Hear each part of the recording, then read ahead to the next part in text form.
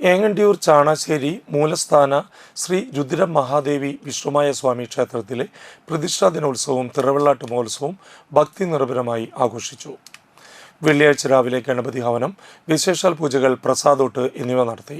വൈകിട്ട് ഗുരുമുത്തപ്പന് കളമെഴുത്തുപാട്ട്, നൃത്തം, 6 മണിക്ക് നൃത്തസന്ധ്യ, വീരനാട്യം, ദീപാരാധന, ചുറ്റുവിളക്ക്, പ്രസാദശുദ്ധി, അത്താഴപൂജ, തുടർന്ന് വീരഭദ്രസ്വാമിക്ക് കളമ്പാട്ടും നൃത്തവും ഉണ്ടായിരുന്നു.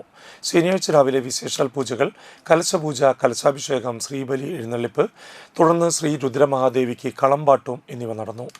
വൈകിട്ട് 3 മണിക്ക് പൂരം എഴുന്നള്ളിപ്പ്, തുടർന്ന് കൂട്ടി എഴുന്നള്ളിപ്പ് നടത്തി.